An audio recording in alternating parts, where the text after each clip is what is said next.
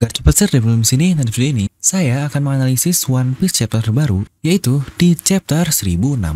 Nah mari tanpa basa-basi lagi, kita langsung saja wadaw.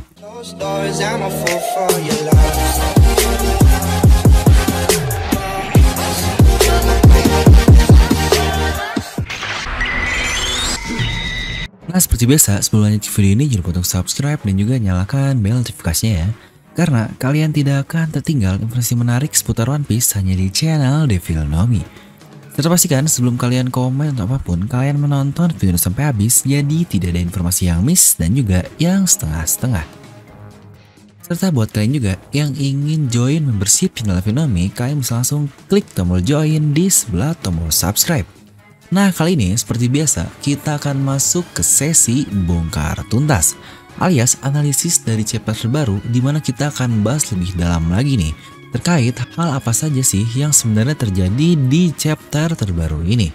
Oke lah, kita akan langsung saja membahasnya, dan buat yang belum tahu nih alurnya seperti apa, kalian bisa langsung cek ke video review di sini. Oke, jadi chapter kali ini dimulai dengan cover request yang masih berisi ninja dari Zoro dan ninja kucing yang sedang menyusup di loteng-loteng. Tapi ya, Zoro ini memang tidak cocok sebagai ninja. Dia ketahuan dan hampir tertusuk oleh tombak-tombak dari bawah. Ya, untuk yang cocok jadi penyusup sih harusnya Sanji ya, bukan Zoro. Zoro ini tipenya barbar alias Rambo. Dimana chapter ini dimulai diperlihatkan keadaan dari festival api yang lagi-lagi dijelaskan nih, bahwa festival ini adalah festival untuk mengobati orang yang sudah mati. Ini benar-benar festival yang ada aslinya di Jepang sana. Di sini pun Otoko berkata apakah ayahnya bisa melihat hal itu, dan dijawab iya. Sebenarnya saya ada teori menarik mengenai festival api ini, dan itu juga mengenai arwah dari sisa Kozuki ini, tapi mungkin untuk hal ini akan saya buat di video sendiri. Dan lagi-lagi di sini diperlihatkan keadaan dari si Pinol, dikatakan bahwa 5.000 pasukan sudah tidak bisa melanjutkan perang ini, dan sekarang tersisa 24.000 versus 3.000 saja. Nah buat yang lupa juga, awalnya itu posisi pertarungan ini ada di 27.000 pihak Kaido dan 5.000 di pihak samurai. Dengan hilangnya 5.000 orang, yang berarti pasukan samurai kehilangan 2.000 orang dan Kaido kehilangan 3.000 orang. Ya sebenarnya sih emang lebih banyak yang hilang di pihak Kaido, tapi jika kita lihat dari rasio total itu sangat kecil sekali. Bahkan tidak sampai 30%, tapi untuk pihak samurai, wah ini hampir 50% kehilangannya. Ya berterima kasihlah kepada Dango dari Otama yang berhasil membuat sebagian anak buah Kaido berpindah sisi. Dan kebaikan Chopper juga yang mengubah posisi sebanyak 4.000 orang berpindah ke pihak aliansi, dengan posisi sekarang di 20.000 di Kaido dan 7.000 di aliansi. Serta jika kita lihat papan caturnya nih, ini semakin menarik sekali, dimana saat pertama kali diperlihatkan, saya pernah membahasnya mengenai papan permainan Otelo di chapter itu. Bahwa pihak aliansi perlu tambahan orang nih untuk mengubah posisi seperti ini, dimana ada hitam di tengah-tengah putih itu, dan menurut permainan Otelo, pion di tengah ini akan ikut berubah mengikuti pion di ujungnya. Saya berkata akan ada orang tambahan yang akan mengubah papan ini dengan mengubah total garis putih itu sampai full. Dan yang luar biasanya, di chapter ini pun si Pinol membuatnya seperti itu. Pion putih satu garis lurus yang benar-benar terjadi seperti apa yang saya bayangkan mengenai hasil dari permainan Otelo ini. Ya sejujurnya orang yang membantu itu adalah Otama. Tapi nih masih ada dua pion hitam lain yang seharusnya bisa ikut juga berubah menjadi putih. Tapi lagi-lagi ini angka yang masih sangat jauh sekali loh, 20.000 versus 7.000. Untuk bisa mengalahkan anak buah Kaido yang sebanyak itu. Tapi seperti banyak komen dari kalian nih bahwa Otama belum memberikan perintahnya ke pemakan Dangonya itu, dan dia akan melakukannya di pengumuman kali ini. Ya mungkin belum semua orang sih terkena efek perintah dari Otama, seperti Speed yang sudah langsung bertemu Otama, dan gifters-gifters lain juga yang mengikuti Tama saat membantu Franky menghajar Sasaki. Tapi mungkin untuk gifters lain yang Dangonya diberi makan oleh Speed dan yang lain-lainnya itu masih tetap bersikap biasa seperti Briscola di chapter lalu. Maka jika sebagian saja sudah mengubah posisi menjadi 7.000, apakah dengan pengumuman dari Otama nanti, dua pion tadi yang saya bilang di ujung dari papan tersebut akan berubah menjadi putih? Dan kedudukannya akan berubah menjadi 18.000 versus 9.000 di pihak samurai. Atau bahkan jauh lebih besar lagi. Karena menurut saya angka 2000 itu sudah banyak sekali. Toh gifters ini kemungkinan untuk berhasilnya 1:10 loh. Dimana waiters dan placers ini lebih banyak dibandingkan gifters, jadi angka 2000 untuk seluruh gifters sudah luar biasa. Serta jangan lupakan juga kita masih punya Zoro yang berkata dirinya dihargai 10 orang. Maksudnya 2000 orang. Dan Sanji juga yang Luffy sendiri dulu berkata dia berharga 1000 orang. Maka jika kita gabungkan semua itu, pihak samurai ada di 12.000 manpower. 12.000 versus 18.000.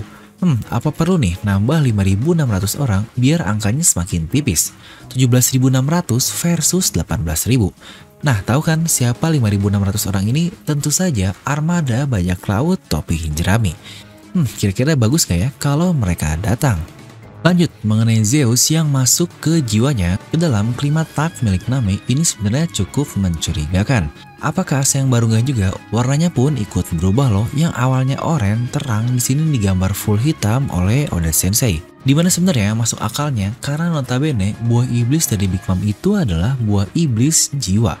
Jadi ya memang terfokusnya di jiwanya bukan di awan atau objek dari Zeus ini. Jadi tepat seperti yang dia katakan, jiwanya ini keluar dan ketika Nami memanjangkan kelima taknya, di situ jiwanya malah terinfuse ke dalam tak milik Nami. Tapi yang unik dari situ adalah Zeus bisa mengubah tak milik Nami ini ke bentuk manapun yang dia inginkan. Dimana saya yakin itu ada hubungan kuat dengan alat yang dibuat oleh Usopp ini. Karena toh kelima tak dari Nami ini yang terbaru bentukannya sangat fleksibel, beda dengan tongkat-tongkat sebelumnya. Serta mengenai kata-kata Usopp juga nih, bahwa inventionnya atau penemuannya ini jauh lebih hebat dari yang dia bayangkan. Lagi-lagi ini sepertinya akan menjadi kenyataan bahwa penemuan dari Usopp akan luar biasa. Dia memang benar-benar akan bisa mengcombine kemampuan buah iblis di senjatanya itu. Wah, untuk contohnya saja sih saya tidak terbayang, tapi pasti sangat hebat jika buatan The Usopp. Di sini daripada serangan Nami yang bisa ngalahin ulti, saya lebih concern ke arah Zeus ini sih. Gimana dia bisa dibilang bodoh nggak guna sama homies lainnya ketika dia sendiri bisa menganalisa suatu pertarungan yang sehebat itu. Hanya dengan bersentuhan dengan ulti sekali saja, dia bisa tahu bahwa tubuh luar dari ulti ini sangat keras dan bagian dalamnya sudah rusak. Dimana dalam pertarungan jelaslah Nami ini tidak ada apa-apanya dibandingkan para pengalaman atau fighter lain. Dan disinilah peran Zeus untuk mengimbangi hal itu. Bahkan dia sendiri yang berkata, ini adalah tugasku untuk membuat serangan kita berhasil masuk. Wah, ini sih gila banget, power up luar biasa untuk Nami. Nah, ngomong-ngomong power up, apa kalian sadar nih? Hampir seluruh kru topi jerami mendapatkan power up-nya di perang Onigashima ini. Nami dengan Zeus yang kemungkinan besar ini pasti permanen, lalu Sanji dengan Red Suit-nya, Zoro dengan Enma, dan Luffy dengan advance dari Bushoku Haki yang sudah bisa dia kontrol dengan baik. Ya, untuk Haushoku Haki mungkin belum sih, tinggal Usopp aja nih yang belum terlihat power up-nya seperti apa. Apa mungkin dia sudah bisa semakin mengontrol Ken Bunsokunya ya di arc ini? Ya, semoga cepat diperlihatkan lah. Serta untuk Chopper pun sudah dengan bantuan dari Caesar, tapi efeknya masih belum terlihat maksimal sih. Semoga untuk Franky, Robin, Brook pun bisa diperlihatkan. Kalau Jinbei udah kelihatan di Whole Cake Island lah ya seperti apa. Dan dengan kalahnya ulti, ini akan menjadi chapter yang memperlihatkan kekalahan dari para eksekutif musuh seperti biasa. Dimana next chapter-chapternya pasti akan diperlihatkan kekalahan dari Tobiropo yang lain. Lalu juga masuk ke bencana, lalu ke Yamato. Dan akhirnya saat Yamato ini kalah, datanglah Luffy. Tapi ingat, itu jika bekerja di pola normal dari Oda Sensei. Tapi ya tahulah, lagi-lagi kita ngomongin Oda Sensei. Chapter ditutup dengan Yamato yang clash dengan Kaido. Yang pasti Kaido ini tahulah ya anaknya sendiri sehebat apa, makanya tanpa tanggung-tanggung dia langsung menghajarnya di mode hybrid dan menggunakan Kanabo plus Haushoku Hakinya itu. Dimana terlihat efek petir hitam, clash yang sebenarnya saya cukup curiga juga Yamato pun bisa mengontrol penggunaan Haushoku Haki agar tidak bersentuhan seperti itu. Ya, jika benar begitu, lagi-lagi ternyata level Luffy masih jauh tertinggal nih. Dimana Yamato yang sudah bisa, Luffy malah baru bisa mempelajari hal itu. Dan jika dia masuk ke topi jerami, bisa-bisa dia benar-benar menjadi yang terhebat sih. Tapi ya tentu saja sih, kalau Luffy udah ngalahin Kaido, Luffy pasti lebih hebat. Tapi jika kita lihat saja, Yamato yang belum bisa melepas borgol botol lautnya sendiri, kemungkinan dia masih belum bisa menguasai advance dari Busosoku Hakinya.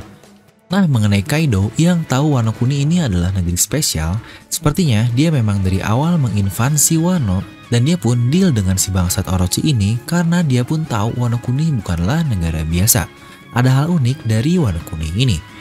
Mungkin dia mempelajari sejarah juga yang menjadi alasan kenapa dia tahu tentang Joy Boy, One Piece, dan Ancient Kingdom. Atau dia sempat dengar hal itu dari mantan kaptennya alias Rocks the Shebek. Tapi sih harusnya anaknya lebih tahu lah ya Yamato yang udah baca jurnal dari Oden langsung. Serta mengenai Kaido juga, lagi-lagi sepertinya dia ini tipe-tipe yang kalem ya, yang mature plus pengalaman.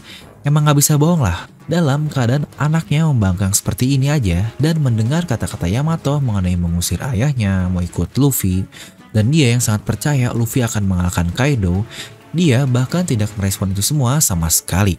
Makanya itulah yang saya juga berkata, harusnya Luffy masih cukup jauh lah jika bisa menang melawan Kaido di full powernya. Karena knowledge, power, skill, dan experience semuanya berada di level yang jauh sekali antara Luffy dan Kaido. Tapi kembali lagi, Luffy ini karakter utama, jadi perlu terus melaju kan. Ya semoga Oda memberikan kemenangan yang sangat epik lah ya, yang tidak terlihat terpaksakan. Nah jadi itulah menurut saya tentang analisis untuk chapter terbaru. Kira-kira si Pinol bakal ikut tarung nggak ya? Karena kemampuannya pun pasti tidak bisa diremehkan loh. Nah jadi kalian bisa langsung tuliskan pendapat kalian di kolom komentar di bawah. Dan seperti biasa, semoga kalian terhibur dengan video ini. Like aja kalau kalian suka, dislike aja kalau nggak suka. Jangan lupa untuk subscribe dan juga share video teman kalian. Gue Devil pamit and I'll see you guys next time.